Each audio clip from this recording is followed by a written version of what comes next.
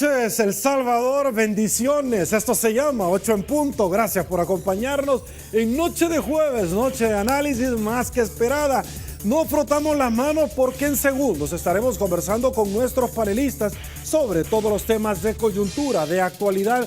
Uno de ellos, por ejemplo, es que el gobierno refuerza la seguridad, militarización en el centro de San Salvador, posiciones encontradas sobre este tema. El día de mañana va la sesión plenaria en la Asamblea Legislativa en una nueva intentona por hacer una reforma al sistema de pensiones. De lo contrario, el país estaría entrando en una situación complicadísima, coyunturalmente hablando, enfrentando un segundo impago en este año. El ministro del ramo ha dicho: no tengo 91 millones de dólares. Adicionalmente, se necesitan como 230 millones aproximadamente para terminar el año fiscal.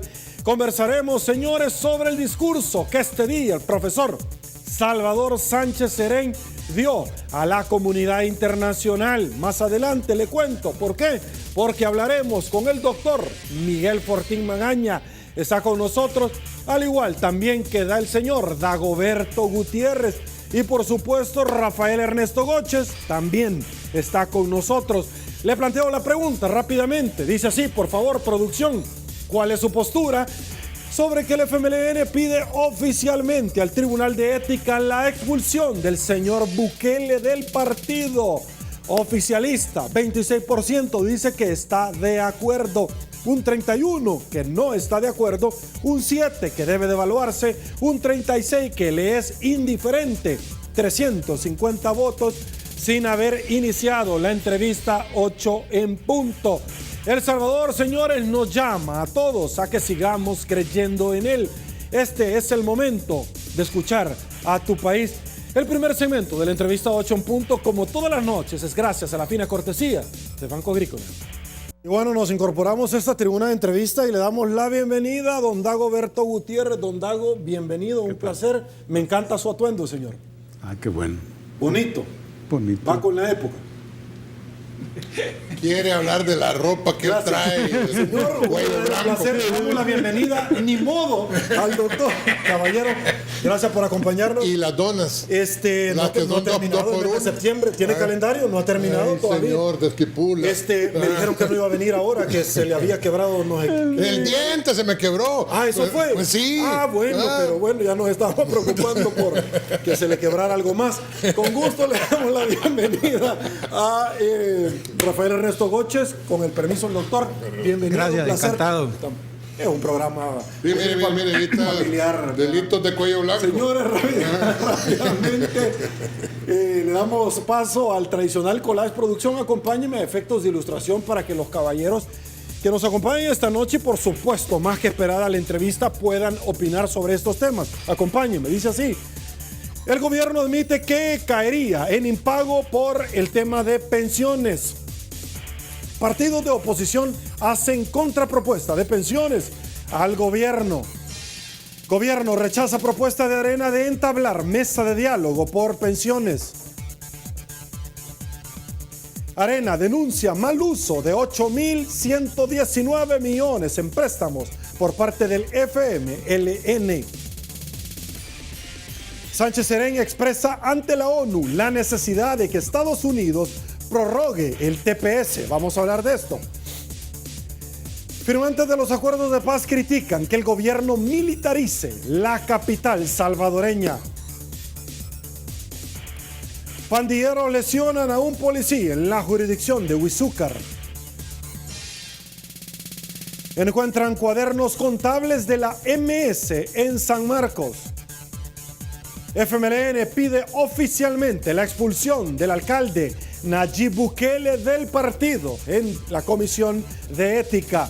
Procuradora dice que acompañará investigación de agresión contra la síndica. Nos incorporamos, Dagoberto Gutiérrez. Antes de cualquier cosa vaya a suceder, ¿a quién vamos a saludar? Muy buena idea has tenido. De la camisa, don Dago. Fue iniciativa del doctor Fortín. Salgamos de eso, men. Y se queda calladito, Miguel. A mí por chiquito me... Tira la piedra y esconde la mano, pero bueno. Este es un libro escrito por un salvadoreño que en el año 2000 se radicó en Europa, específicamente en Milán. José Santos Jandres. Es un trabajo que se llama El misterio de Europa, donde se examina la geopolítica actual, la relación de Europa con Asia, el papel de China, el papel de Rusia, el papel de Alemania en la conformación de ese nuevo mapa. José Santos Jandres. Y este es un nuevo número de la revista de la Fundación Eber, Nueva Sociedad. De aquí les recomiendo, todos son importantes artículos. Se llama La posibilidad de Europa, la situación europea actual. Hay un buen trabajo sobre la nueva ruta de la seda, las aspiraciones de China, los problemas que funcionan en esa ruta. Soy portador de un mensaje de solidaridad y de respaldo al pueblo de México sacudido por un fuerte terremoto y a los pueblos del Caribe que han sido golpeados por sucesivas y furiosas tormentas.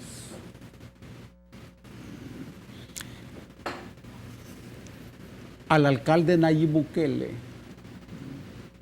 los habitantes Nayib de la Santa Leonor me encargaron que te pida de favor que mires cómo está el monte allí en el bosque de pinos.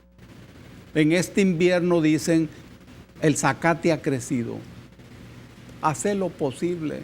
Me dijeron que te dijera que hagas lo posible para que eso se resuelva. En tus manos está. En tus manos está. Ahora, un saludo a Miguelito Gutiérrez Olivo, de ahí de Sonsonate. Está cumpliendo años. Portate bien con tu mamá y tu papá, Miguelito. Nada de desobediencias escandalosas, por lo menos escandalosas. Este martes tuvimos un evento, la Universidad Luterana y la Policía Nacional Civil en Sensuntepeque. Un fascinante concurso de oratoria con los estudiantes de Sensuntepeque, brillantes muchachos y muchachas. Un abrazo a todos los estudiantes de esa bonita ciudad.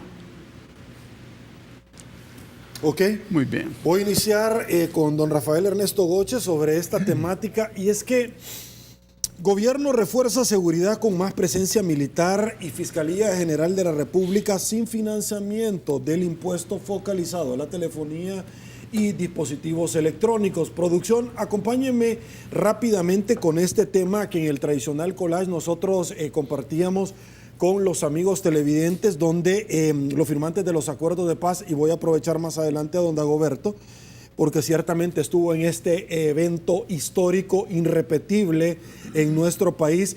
Sobre este punto, critican que el gobierno militarice la capital salvadoreña. Don Rafael, ¿tu opinión?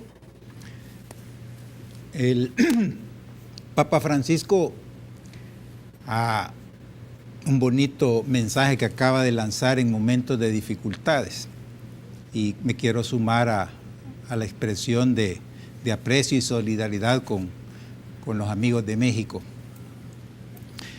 El Papa hizo dos invitaciones en esa ocasión. La primera es una invitación para no escuchar a quien fomenta el odio y la división. La segunda invitación del Papa es a no conceder espacio a pensamientos negativos. Esto lo digo para introducir el tema en términos de la militarización. El gran problema que tiene el país y principalmente los tomadores de decisión es que siguen sin definir el problema al cual están enfrentando. Hay diferentes hipótesis.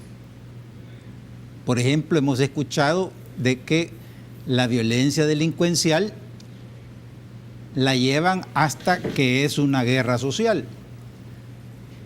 Y en ese sentido la ponen como que es una lucha de clases, cuando la verdad es que las extorsiones no son una lucha de clases. Las extorsiones son una economía criminal. Y en ese sentido se corre el riesgo de estar criminalizando a los pobres. Porque si la pobreza fuera causante determinante de esa violencia delincuencial, Chalatenango y Morazán, que son 2 departamentos con los índices de desarrollo humano más bajos del país, fueran los más violentos. Cuando ningún municipio de Chalatenango y Morazán están dentro de los 50 municipios prioritarios en el plan El Salvador Seguro. Dicho esto, la cuestión es, bueno, ¿y cuál es el objetivo que tienen los gobernantes? Son 3 objetivos. ¿Cuál de ellos será? El primero es que se quieren asegurar en el poder público.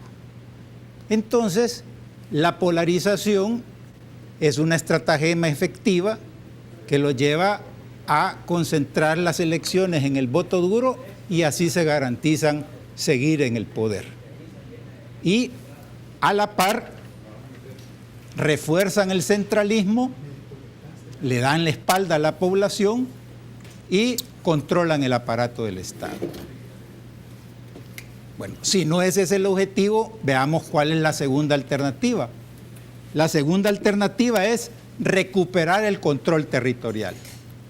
Y para recuperar el control territorial, entonces militarizan la seguridad pública. La otra cuestión es que hacen girar todas las actividades del Estado y de la sociedad alrededor del tema de seguridad. Entonces abandonan la democracia y se apunta hacia la securocracia. Y el tercer objetivo es lograr que los salvadoreños vivan en paz y progresen en sus lugares de origen. Si ese fuera el objetivo de los gobernantes y para el cual son elegidos, y dado el problema que estamos enfrentando, hay 2 temas fundamentales que hace falta aquí en el país. Uno de ellos es la cohesión social. Si los salvadoreños no cooperan entre sí, si no se rescata el sentido de pertenencia, si no se mejora la relación de familia, escuela y comunidad, si no hay oportunidades de empleo para los jóvenes, entonces hay una descomposición social. Para atender ese problema, olvídese que no es la militarización. Y el otro tema es la descentralización. Pero ¿cómo van a descentralizar si la lucha está en acaparar el aparato del Estado? Entonces la militarización, francamente, lo que viene a reforzar es la supervivencia a toda costa de un modelo fracasado que es el centralismo. Y es la negación de los acuerdos de paz en el sentido de que justamente uno de las piedras angulares de los acuerdos de paz era la separación de la seguridad pública con las labores de la Fuerza Armada. En ese sentido, nosotros estamos a punto de entrar a optar como país entre una vía militar y negar la democracia en las próximas generaciones en el país. Ok, critican presencia militar en zonas innecesarias de San Salvador, algo a lo cual hacía referencia don Rafael Ernesto Goche. Doctor, por favor. Pues ese es precisamente el punto, ¿no? La militarización tendría que tener un sentido crítico en donde pues se supone debería servir para resolver un problema. Cualquier acción que se haga es para resolver un problema. Entonces, un poco en la misma tesitura que el doctor Goches mencionaba, ¿cuál es el problema que quiere resolver el gobierno? es algo contra las maras. Mire, ahí empieza la cosa a ponerse un poco complicada. O sea, yo no digo que no haya por allá, por alguna zona detrás de la colonia San Benito, algunas personas que pertenezcan a las maras, pero francamente llama la atención que pongan tanquetas en la colonia San Benito y que no las pongan en la Campanera. Además, ¿de qué sirven las tanquetas? O sea, ¿qué sentido tiene poner una tanqueta con un tipo que está con una ametralladora, cualquiera sea el calibre, parado arriba de la tanqueta, que le va a empezar a disparar a la población que está ahí? O sea, va a empezar, si ve a alguien que es un marero, le va a empezar a disparar por todos lados. Eso, allá en mi pueblo se llama payasada, y aquí en San Salvador se llama igual. La realidad es que es una verdadera payasada o es una acción política de cara a las elecciones. Además, ahí es donde uno debe preguntarse cosas. ¿Cuántos salvadoreños saben que se está preparando, está por salir un libro que la intención de ese libro es precisamente mandarlo a las escuelas posteriormente y que los niños lo tengan como libro de texto? Pero el título del libro, ojo salvadoreños, es Maro Arte. Es decir, el graffiti y todas las condiciones que las maras hacen ahora van a ser consideradas como un elemento artístico, pero no solo la condición del graffiti mismo, sino la vestimenta, la forma de actuar de las maras, etcétera. Ahora van a tener el título del libro que va a salir próximamente, que se llama Maro Arte. No hay una dicotomía, no hay una ridícula condición precisamente entre un gobierno que dice que ataca o que va a defender al pueblo de las maras y está publicando un libro que se llama Maro Arte. ¿No es ridículo realmente tener una tanqueta en el, ¿cómo se llama?, Redondel Masferrer, y no poner una tanqueta, como vuelvo a repetir, en los sitios si es que alguna razón de existencia tendría la tanqueta? No, hombre, es que es evidente que no pretenden recuperar el territorio. Es evidente que esta es una demostración de fuerza para los otros partidos políticos y hay que entenderlo. Además, es una advertencia de que ellos tienen el poder militar. Hay de aquellos que se atrevan a hablar en contra del gobierno. Creo que es extremadamente peligroso, más allá de lo que parece ser una payasada, como vuelvo a decir, lo es en su estructura.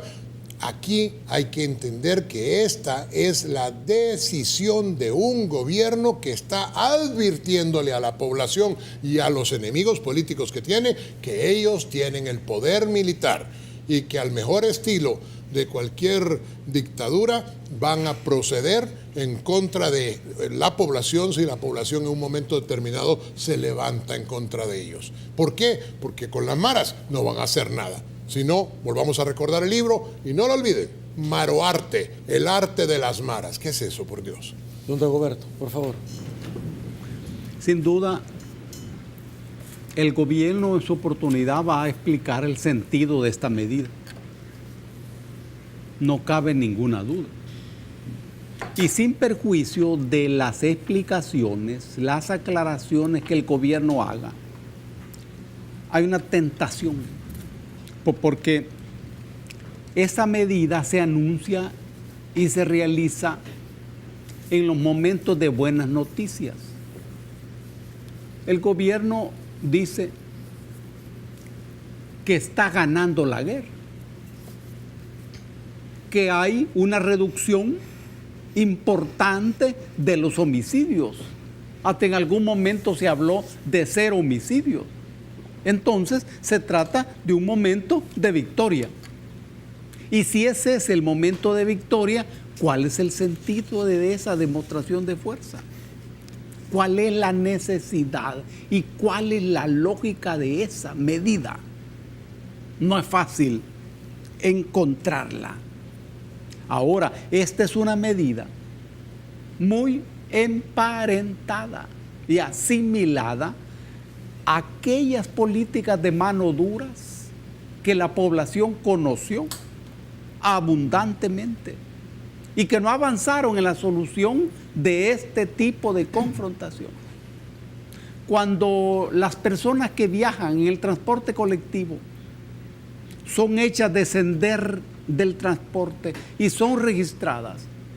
Esta es una política que se aplicó durante la Guerra Civil.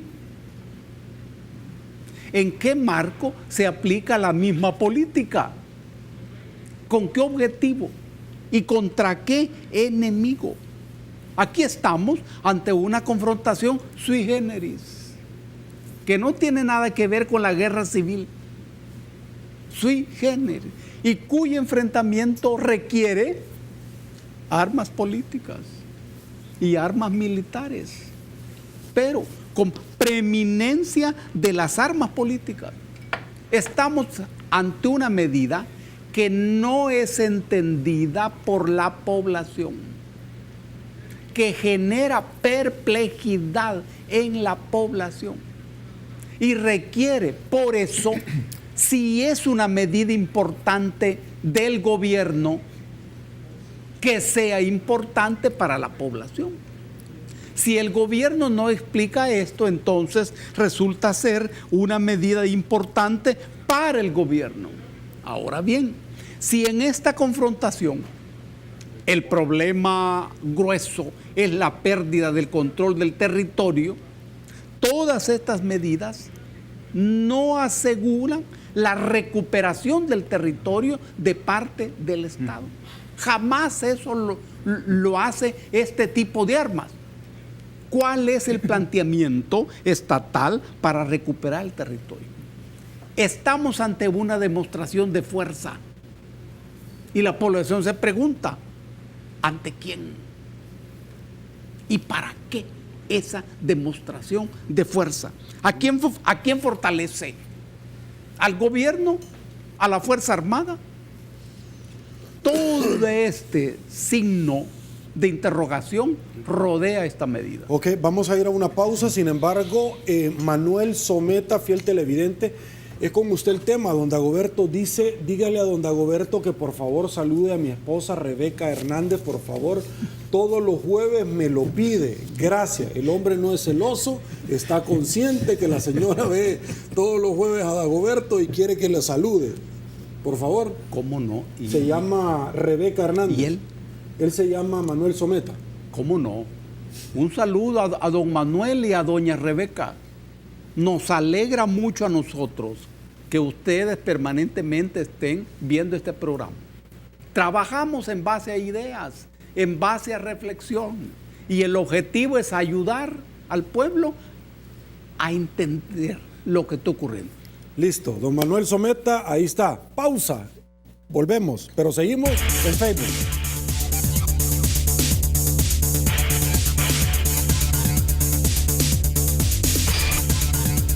Estamos de regreso, mil gracias El Salvador.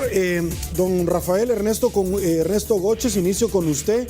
Análisis de la situación política del FMLN, quien ha pedido a la Comisión de Ética que investiguen al señor Bukele y que lo expulsen. Prácticamente en una forma bien sintética se lo planteo. ¿Su opinión? Bertolt Brecht es uno de los poetas y autores teatrales más destacados del mundo. Y él decía que la crisis se produce cuando lo viejo no acaba de morir y lo nuevo no acaba de nacer. Una de las grandes dificultades que tiene el país es que los tomadores de decisión no han entendido que se ha transformado la sociedad salvadoreña. Y se ha transformado significativamente. Ya no es el mismo país en el cual se generó el conflicto, la paz, etc. Y para visualizarlo gráficamente, se pasó de las botas a los tenis, del sombrero a la cachucha, del colón al dólar, el 30% de la gente viviendo en el exterior. Todos los salvadoreños tenemos un familiar al menos viviendo en el extranjero. Las familias ya no celebran los cumpleaños en su casa, ya se van a los centros comerciales. En fin, el país ha cambiado. Y mientras no entendamos eso, difícilmente vamos a dar unas respuestas efectivas. Y entonces volvemos a la definición del problema y tiene dos caras. Una es la crisis de credibilidad por la cual atraviesan los dirigentes y partidos políticos. Y el otro lado de la medalla es la creciente brecha entre gobernantes y gobernados que existe. Entonces tenemos ahora el fenómeno que se está dando en la disputa entre Nayib y el FMLN. Pero hay que distinguir una cuestión que es bien importante. Por una parte tenemos una característica, un liderazgo personal versus un liderazgo colectivo. El liderazgo personal gira alrededor del candidato, el liderazgo colectivo gira alrededor del partido. Pero hay una gran diferencia bien importante. Es que el partido, si lo tomamos que es un vehículo, este vehículo tiene un mapa y el FMLN tiene claro que lo que busca en términos de controlar el aparato del Estado. Tienen un motorista, un chofer, el cual ha producido 2 ganes consecutivos en la presidencia de la República. Tienen gasolina, ya que han recibido financiamiento externo, tienen las cuotas partidarias de los empleados y tienen empresas partido también. O sea que por la parte de financiamiento están fuertes. Pero también ese vehículo tiene llantas, la base del frente en términos territoriales es muy fuerte, tienen una cobertura nacional. Pero cuando pasamos a hacer el análisis del liderazgo individual, la interrogante es ¿cuál es el vehículo de Nayib? Y entonces ahí ve uno la diferencia de lo que se está discutiendo. Pero esa no es la pregunta de fondo. La pregunta de fondo no es si están, quién va a ganar y que si le resta para diputados o para alcalde. Eso no le interesa a la ciudadanía. La ciudadanía lo que quiere saber es cuál es el proyecto de país, cómo se mejoran las condiciones sociales y económicas para seguir viviendo en el país. Eso es lo que la población requiere de discusión. Y hasta el momento pareciera ser lo ponen nada más en términos electorales. Entonces la población no está viendo los problemas estructurales. Entonces ahí tenemos que hay una crisis de los partidos políticos en la cual no le dan respuesta a la sociedad porque esta sociedad ya cambió y están con patrones antiguos que no responden a ello. Por eso también es el crecimiento acelerado de Nayib con los jóvenes, porque está hablando su mismo idioma. Entonces, ahí tenemos nosotros un fenómeno bastante complicado, pero que en el fondo, y aquí termino, es que la interrogante de fondo es cuál es el proyecto del país, cuál es la propuesta que le están haciendo a la sociedad salvadoreña para salir adelante. Ok, doctor Miguel Fortín Magaña, voy con su análisis sobre, prácticamente para muchos ya tiene fecha de expiración la relación entre el alcalde Bukele y el partido FMLN. Bueno, yo lo decía la semana pasada y no he cambiado de opinión. Aquí podríamos estar hablando de un show mediático en donde un tipo tira insultos, avienta manzanas, le dice bruja a la síndico, después agarra una especie de tango raro con la diputada, no, la ex diputada que es Lorena Peña, es todavía diputada, y empiezan a hablar, que le dice tal por cual, que una le dice que se salga del closet, que la otra, que el otro le dice que cómo se llama, que el poder no sé qué. Sí. O sea, pero en el caso hipotético que fuera un show, ¿cuál sería la finalidad? Es decir, ¿cuál sería la utilidad práctica si al final los dos se están desgastando?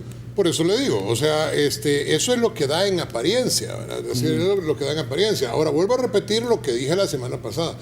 Yo creo que la personalidad del alcalde Bukele es una personalidad real, y lo digo como psiquiatra, pues, o sea, es mi opinión, es una personalidad narcisista, megalománica, totalmente egocéntrica, en donde de verdad está enamorado del mismo, pues, y no tolera ni el disenso, lo que es frecuente en las personas que no creen en la democracia, pero además está totalmente convencido de que es el centro mesiánico del país. En ese orden, pues Bukele está totalmente convencido que si él se sale del FMLN en este momento, el FMLN va a continuar, pero que eventualmente él va a poder o no participar de las elecciones del 2019. Sin embargo, ahí es donde viene el problema si él se sale él solo. Si él se sale él solo, no puede participar. Él es transfuga. Porque es un tránsfuga, exactamente. Entonces, él necesita que lo expulsen. Y eso es lo que está buscando. Está buscando ser expulsado para no tener ninguna atadura, porque si es expulsado, entonces queda libre para actuar. Y en las elecciones del 2019 no tiene intención de llegar en la primera ronda al primer lugar, porque no puede.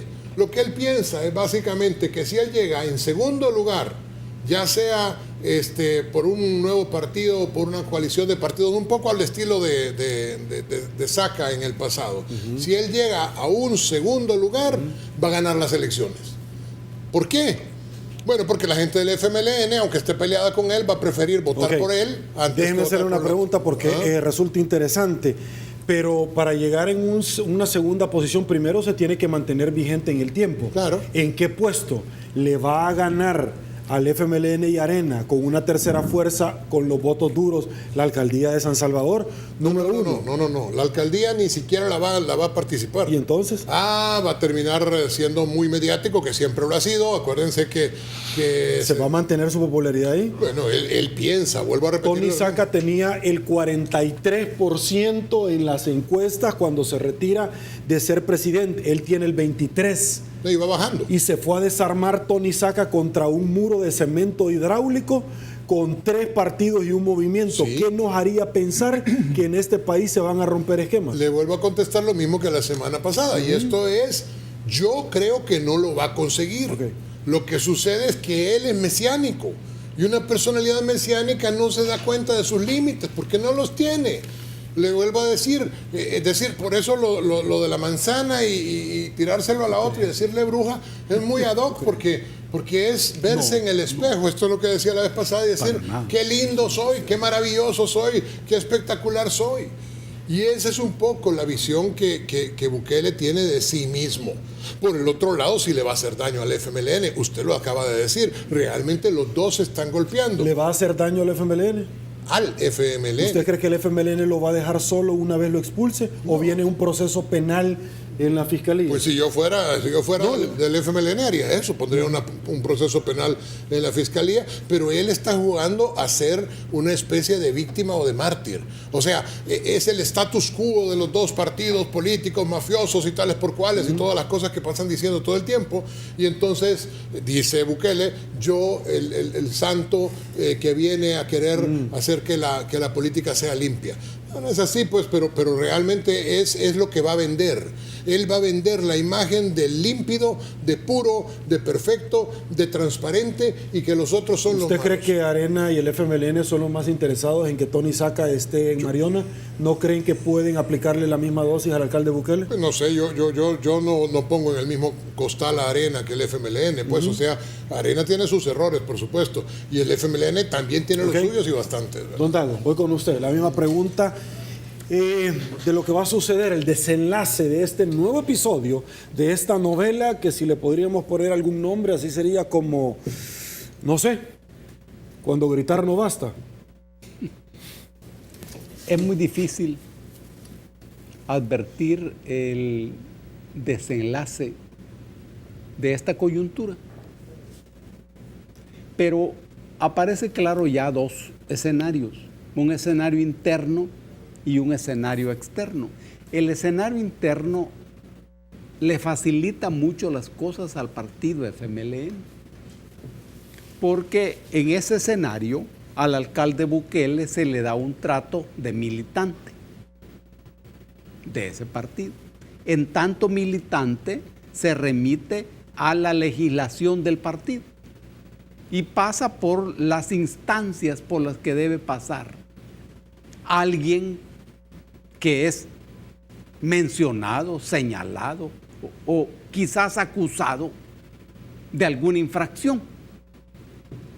Eso, pienso, se resuelve fácilmente, pero no es para el partido FMLN el problema fundamental a resolver, porque eso tiene una estatura estatutaria. Y ocurre que en realidad, aunque formalmente el alcalde sea miembro del FMLN, pero realmente no lo es. No lo es. Y no se le puede pedir ni exigir una disciplina partidaria. Claro que no. El problema fundamental que tiene el partido se da en el terreno de la sociedad.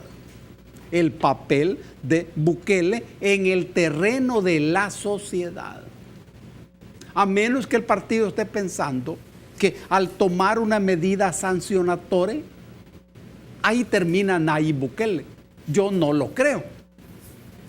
Y una vez Bukele en la sociedad, libre de las ataduras partidarias, uno puede suponer que cuenta con recursos políticos fundamentales para determinar su papel político en el futuro. ¿Usted no diría que el futuro político a la hora de la expulsión se acabó? Hasta ahí nomás llegó. Es que cuando se resuelve internamente, termina formalmente el papel de Bukele como militante de ese partido. Pero ahí mismo empieza el papel de Bukele como político. Y ese escenario es la sociedad. Si empieza el papel como político, estamos diciendo que el desafío de Bukele está situado en el papel político que él puede jugar a partir de este momento. A ver, usted conoce el FMLN, le voy a hacer una pregunta, don Dagoberto, porque uno tiene que de pronto encarnar el papel. ¿Usted cree que el FMLN, en el caso hipotético que lo llegue a expulsar, lo va a dejar solo, que él ande allá afuera, rondando, atacándolos, llevándose a gente, o simple y sencillamente lo va a ejecutar por medio de un tema como el Troll Center en el Tribunal Supremo Electoral? Lo va a tener amarrado con el tema de la inhabilitación por haber contratado a los familiares en la sala de lo contencioso. O sea, ¿usted cree que el Frente va a hacer todo eso para victimizarlo y que él ande afuera llevándose a una gran cantidad de votos? ¿Usted piensa que el Frente va a hacer eso? El problema político del Frente no está situado en la vida interna del alcalde. No, para nada. El problema político está situado en el papel político del alcalde en la sociedad. Ese es el punto, justamente. Y yo pienso que el partido FMLN hará todo lo posible para reducir o anular ese papel político en la sociedad. Sí, es que lo necesita. Por la razón que fuere, las encuestas arrojan un capital político de Nayib Bukele. Ese capital político es de Nayib Bukele, no es del partido FMLN. Ese es el problema. ¿Qué recursos tiene el partido para impedir eso? ¿Cuál es la verdad? Tiene recursos, pero entiende uno que la cabeza política de Bukele también entiende eso. Ok, voy a ser más directo todavía, don Dagoberto. ¿Cuál es la verdadera razón de todo esto? ¿Usted cree que le tiró una manzana? ¿Usted cree que las acusaciones de que llegó y dijo que no había presidente en el país? ¿O usted cree que el FMLN ya pasó por un desierto aguantando al señor Funes y dijo ni modo para llegar al gobierno, pero no voy a volver a pasar otra vez 5 años con eso? ¿Por qué? Porque Nayib tiene algo que el señor Funes no tenía, o muchos dicen, algunas personas, que Nayib puede ser peor que el señor Funes. El tema de eso es que otras personas dicen, no, la verdadera razón es que sí Nayib tiene la fuerza para quitarles el partido y eso no lo van a permitir, lo que no tenía Funes. ¿Qué opina? Este es un buen ejercicio. Siempre que se reflexiona sobre la realidad, la clave no consiste en saber qué ocurre, sino en saber por qué ocurre lo que ocurre. Esa es la pregunta fundamental, que la ponemos en juego en esta coyuntura política. ¿Por qué ocurre lo que ocurre? Hasta ahora, Bukele funcionaba como un previsible y por momentos hasta seguro candidato presidencial del FMLN. Los acontecimientos que estamos pensando demuestran que no, que eso se acabó. Ahora bien, ¿y por qué eso se agotó? ¿Quiere decir esto que el partido FMLN se quedó sin candidato? ¿Y esa será la razón? De eso no tiene mucho sentido. El tema es que el partido FMLN resolvió el punto de la candidatura de una manera segura y confiable para los intereses del partido, lo cual es lógico. Así es. Y esto quiere decir que la candidatura de Bukele ha dejado de ser segura y ha dejado de ser confiable. Este es el punto.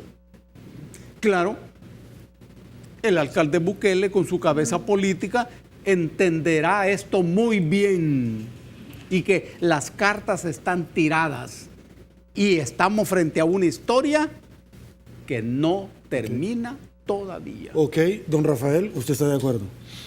Bueno, la verdad es que es bien diferente las perspectivas en términos del análisis, porque yo creo que estamos frente a un fenómeno en términos de un liderazgo individual en relación a un liderazgo colectivo institucional que es el FMLN. Entonces, no hay relación en términos de las capacidades.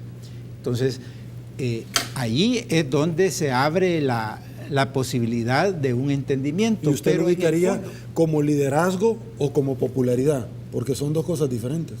No, yo tengo la impresión de que el trabajo mercadológico en términos comunicacionales ha posicionado fuertemente la figura y lo refuerza. ¿Cuáles son? Porque yo el punto en términos de liderazgo, y ahí tal vez sí acepto, digamos, su observación, es que ¿cuál es el proyecto que se está vendiendo? O sea, porque sencillamente es una disputa en términos de quién va a ganar la candidatura y quién va a ganar las elecciones. Sí, pero ¿para qué? Entonces, uno de los temas fundamentales es el tema económico, por ejemplo.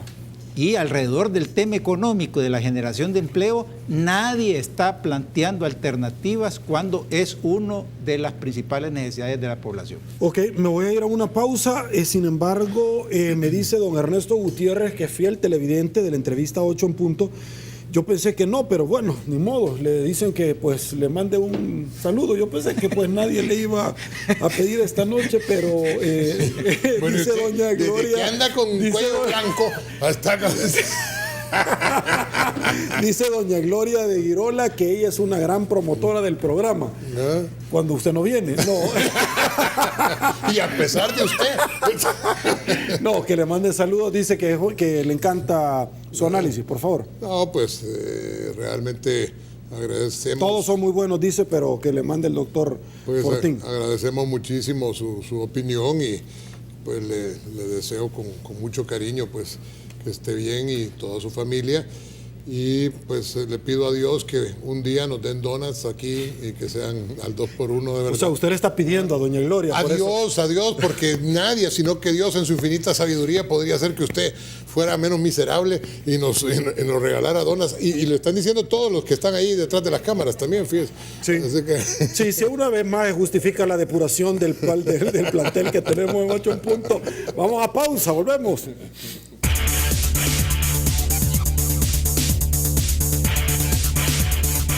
Estamos de regreso, mil gracias, El Salvador. Antes de abordar la participación del presidente Serén en este organismo internacional, usted quería explicar algo importante. Es que, ¿qué es lo que indica una victoria electoral? Y esta reflexión tiene que ver con Nayib, pero también con todas las personas. Cuando alguien gana una votación, ¿es porque tiene popularidad o es porque es popular? Estas son dos figuras diferentes que sin duda la población ha de tener muy clara en su cabeza.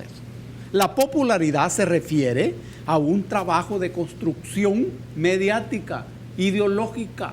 Cuando una persona aparece en la televisión, en la radio, en los diarios, gana popularidad. Ese es el caso de los futbolistas y ese es el caso de los artistas. Ahora bien, esa persona que tiene popularidad, ¿es por eso popular? No. ¿Qué es lo popular? Una persona es popular cuando está identificada con los intereses del pueblo. Y puede ocurrir que alguien sea popular y no tenga popularidad. Y que alguien tenga popularidad y no sea popular. Esta es una precisión política muy importante para todas aquellas personas que estén pensando votar algún día. Ok. Abordamos el otro tópico que ya hemos adelantado, me desplazo, y es que quiero compartir con ustedes, por supuesto, esta noticia donde el dignatario representante de El Salvador llega ante un organismo internacional muy importante, y es esto precisamente, la ONU. Sánchez Serén expresa ante la ONU la necesidad de que Estados Unidos prorrogue el estatus de protección temporal. Me incorporo, don Dagoberto, como usted estaba haciendo una valoración, vengo nuevamente en este segmento a abordar este tema, pero arranco con usted. Y es que existen posiciones encontradas. ¿Por qué? Porque hay diferentes periódicos de los cuales se están refiriendo a este tema. Uno de ellos, por supuesto, es el diario Uno.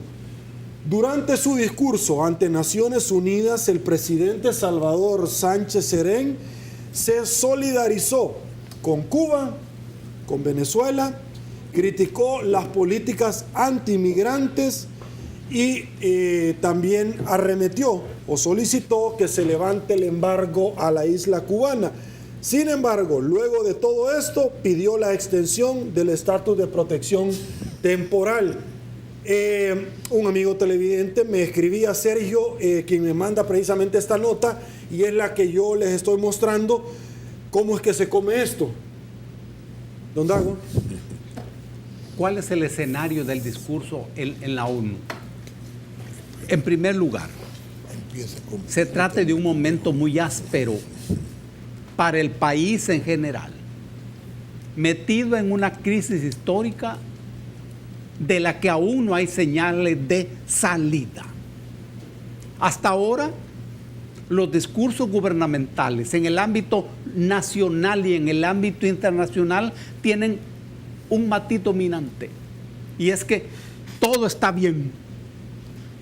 Uno no sabe en qué momento los gobernantes entienden que no hay que decirle la verdad a la gente, que no hay que plantear las cosas como son, las cosas como son. Este es un discurso en el ámbito internacional, y uno tiene que saber en primer lugar para quién se habla, a quién va dirigido ese discurso. Es lógico que se piense que está dirigido hacia adentro, hacia el país, hacia el pueblo del que está hablando, y que es la situación interna del país la materia prima fundamental del discurso. Ahora bien, ocurre que el país es un país en guerra y el gobierno es un gobierno en apuros, un gobierno en apuros, un gobierno en crisis. Ese hilo conductor de la coyuntura y del escenario aparece en el discurso. Ahora bien, es que los gobiernos tienen sus amigos y tienen sus enemigos. En relación con el Estado, se aplica lo que ocurre con las personas. Solo aquel que no vale nada no tiene enemigos. en el terreno de los estados también. En el discurso del presidente hay una lealtad a los amigos de este gobierno. El gobierno de El Salvador es amigo del gobierno de Venezuela. ¿Qué de raro tiene? Es amigo del gobierno de los Estados Unidos. ¿Qué de raro tiene? Es amigo de Cuba. ¿Y qué de raro tiene? Se requiere una mínima lealtad en eso. El tema de los emigrantes aparece en el discurso. Es que el gobierno ha de hacer todo el esfuerzo necesario, posible y conveniente para resolver este tema crucial. Son los emigrantes los que sostienen el país. Ahora, ¿cómo repercute un discurso de esa naturaleza en el país? Entiendo yo que cuando un gobernante habla en la ONU, pone eso en primer lugar. El Salvador no es un país que juegue en las grandes ligas internacionales. Todavía no. Doctor Fortín Magaña, días atrás Donald Trump llega precisamente a este escenario, del cual ya me refería, y arremete contra varios países, ¿verdad? Como lo hizo con Cuba, Venezuela, Siria, Corea del Norte, etcétera, pero dijo categóricamente que puede tomar más medidas contra Venezuela con un gobierno dirigido por un tirano. Hoy vemos al profesor Salvador Sánchez Serén apoyando a Venezuela, a Cuba, sí, arremetiendo contra Estados Unidos, pero por último le pide que por favor renueve el TPS. Cuénteme. Pues sí, es que hay una palabra en castellano que empieza con pen y no voy a decir con qué termina, pero esa sería una de las opciones. Si uno es realmente estúpido, entonces uno puede actuar así. Pero hay que pensar que el discurso de Sánchez Serén no lo hizo el señor en cuestión. El discurso lo hizo alguien más por él y se lo han preparado de esa manera. Entonces, ¿no es acaso aparentemente una estupidez insultar al presidente de los Estados Unidos, insultar la política exterior de los Estados Unidos, insultar a todos los estadounidenses defendiendo al régimen cubano y al régimen venezolano, que verdadera y claramente son regímenes opresores? Bueno, o se es tonto o se hace a propósito. Y si se hace a propósito, hay que pensar por qué se hace. Es que de verdad lo que este gobierno quiere es que haya una crisis y que esta crisis sea una crisis irreversible. Se trata acá de un régimen que lo que pretende es que haya una deportación de los salvadoreños, mientras por otro lado le quiere dar el estatus legal a 200,000 personas centroamericanas, léase nicaragüenses.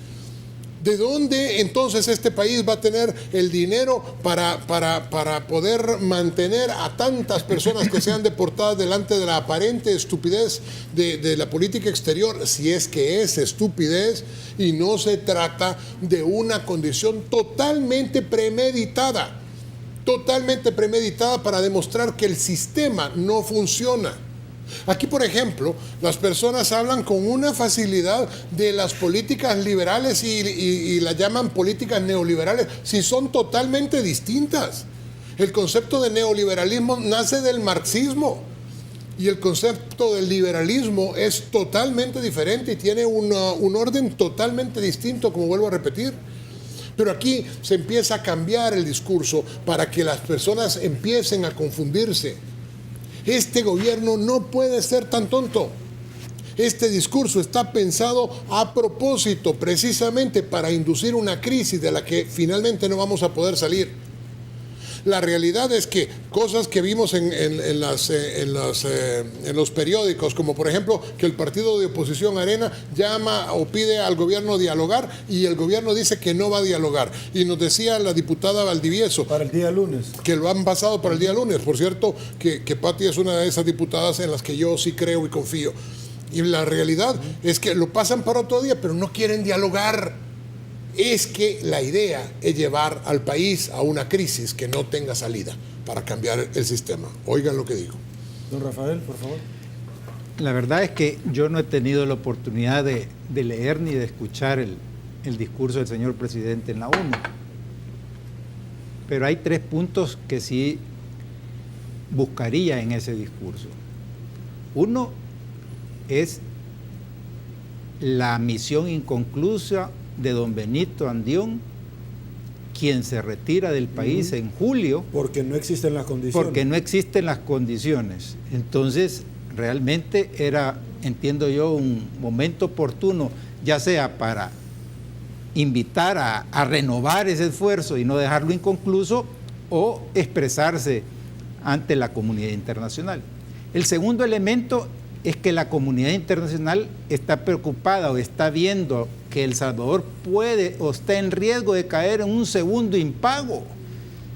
Un excelente escenario en términos de poderle transmitir a la comunidad internacional los esfuerzos de entendimiento para superar, ya que el 4 de octubre es la fecha para pagar 91 millones y el 31 de septiembre es que hay que presentar el presupuesto del 2018.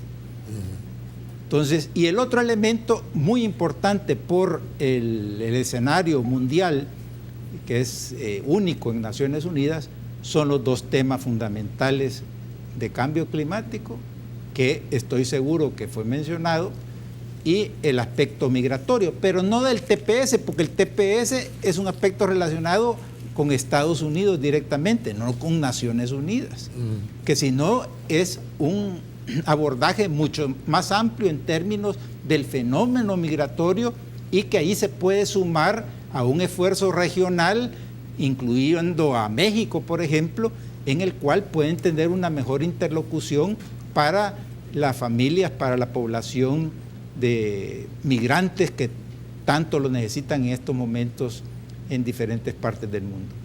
Ok, ¿usted quería opinar adicionalmente a esto, don Dagoberto? Porque lo veía en algún momento que asentía algunas frases que se estaban embozando. Vamos nosotros a pausa comercial, señores, pero seguimos. Nosotros, por supuesto, en transmisión completamente en vivo, en Facebook. Volvemos.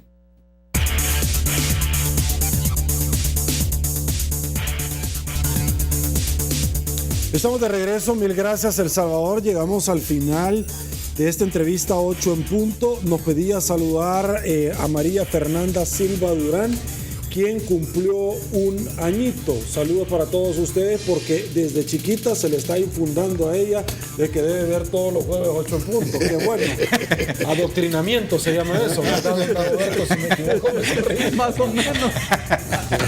Don Dago, un gusto, que esté muy bien. Doctor, un placer. Igualmente. Normalmente cuando uno entra a un espacio de eso le dice broke your leg, que es que le quiebre la pierna, pero le voy a decir que en esta semana no se le vaya a quebrar. Yo lo veo bien, no sé qué se le habrá quebrado, o qué le quebraron, pero que no se le vaya a quebrar nada. Doctor, Rafa, cuídense. Señores, saludamos rápidamente a uno de tantos patrocinadores que creen en 8 en punto, en la credibilidad y por supuesto en el canal 33, donde nuestro compromiso es con El Salvador. COSAVI DRL es parte activa de la entrevista 8 en punto, al igual que todos ustedes.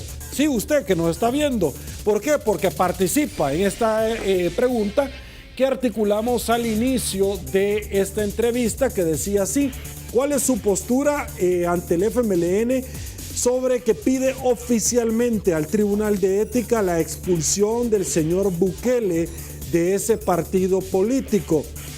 Un 26% dice que está de acuerdo, un 31% que no está de acuerdo, un 7% que debe de evaluarse, un 36% que le es indiferente, 517 votos. Siga participando porque 8 en punto no duerme. A continuación se viene Olimpia 33 Todo Deportes. Soy Sergio Méndez. Así están las cosas hoy por hoy en nuestro país. Si le gustó la entrevista, comente la mañana. Será hasta mañana. Que descanse y una vez más que el Señor nos bendiga a todos.